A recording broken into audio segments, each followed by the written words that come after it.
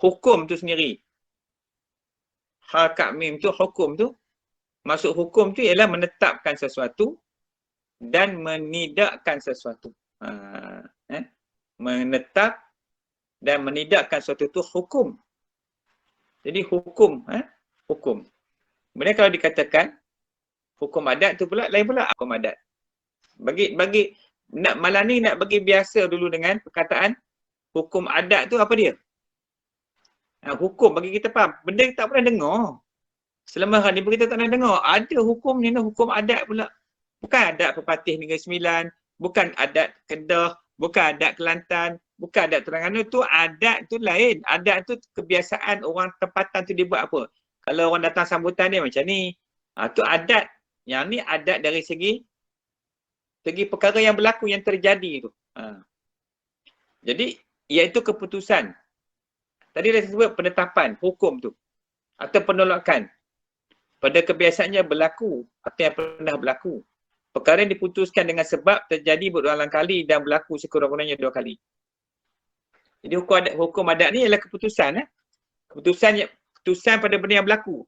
Setelah dicuba, pisau tu memotong. Buat 2 kali memang confirm. Kata kita confirm putus jari kamu. Memang luka. Ambil pisau tu, tak turis tangan.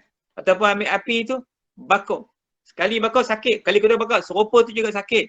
Maka yang itu dikatakan maka hukum adat. Jadi benda yang berlaku diputuskan memang berlaku macam itu keadaan dia. Tengah-tengah dahaga tu ambil air, minum. Minum air tu hilang dahaga. Itu adat. Tapi bagi orang yang nak mati, kalau dihidangkan air satu lautan pun tetap dahaganya tidak akan hilang. Dia ada pula benda. Tu benda yang berlawanan dengan hukum adat, itu panggil hukum syarak. Contohnya kisah Nabi Ibrahim AS ketika dilontar oleh Namrud di dalam api, rimbunan api yang sangat besar seperti bukit yang tinggi, maka api itu pun menjadi sejuklah. Maka Allah kata menjadi sejuklah api itu. Ketika Ibrahim disambut oleh Jibril tunggu Nabi Ibrahim di dalam api itu. Maka Allah kata kepada api, wahai api, jadi sejuklah kamu, jadilah sejuk api itu. Sedangkan pada adatnya api itu membakar. Tetapi api tidak boleh membakar sebab ada Allah di situ. Allah kata, kamu jadi sejuk, jangan kamu bakarkan Ibrahim tu. Macam itu. Itu hukum syarak.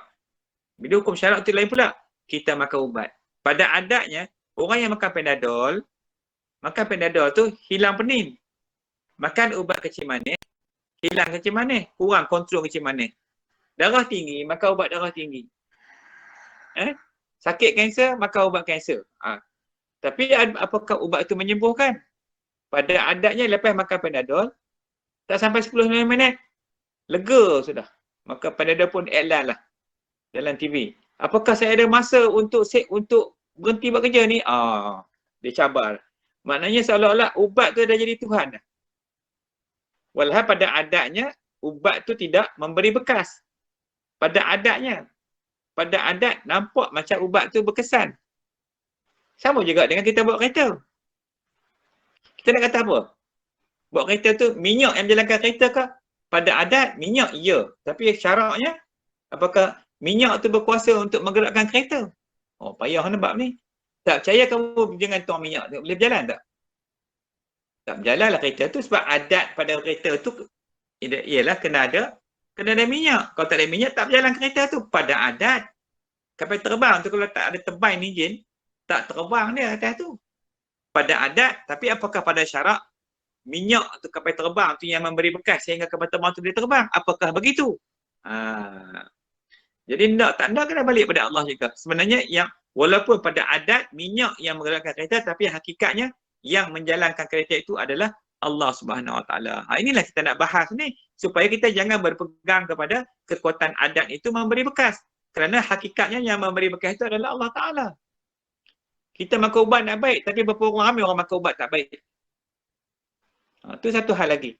Ini kita kena faham baik-baik. Jangan kita hukumkan benda tu. So, kita faham antara hukum adat, hukum akal dengan hukum syarak ni. Okey. Baik. So, jadi kita tengok kan. Jadi, misalnya, makan banyak, wajib dan pasti kenyang. Betul tak? Kalau lepas makan tu, tergolek lah.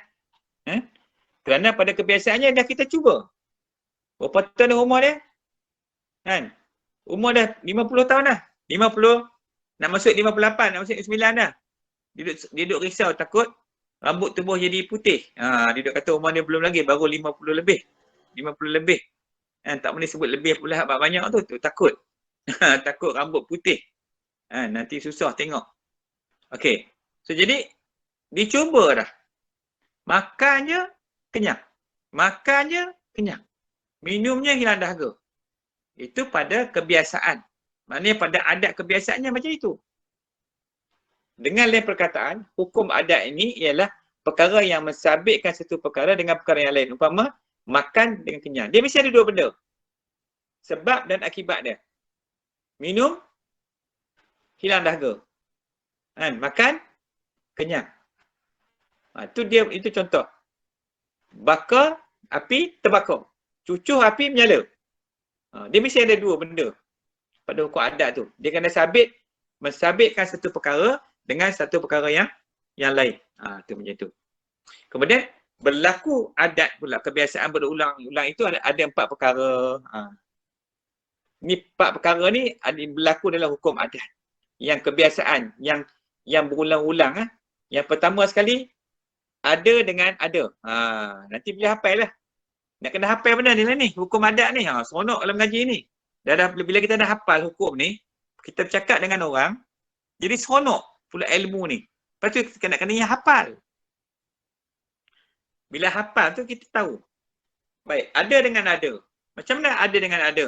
Seperti ada makan, ada kenyang. Ada makan, ada kenyang. Yang kedua, ada dengan tiada. Maknanya, seperti ada panas, tiada mandi.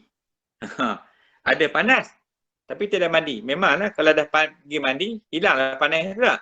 Jadi sejuk lah. Jadi ada panas, tiada mandi. Kemudian yang ketiga, tiada dengan tiada. Seperti tiada sejuk, tiada mandi. Tak ada sejuk, tiada mandi. Jenuh nak mikir. Betul tak?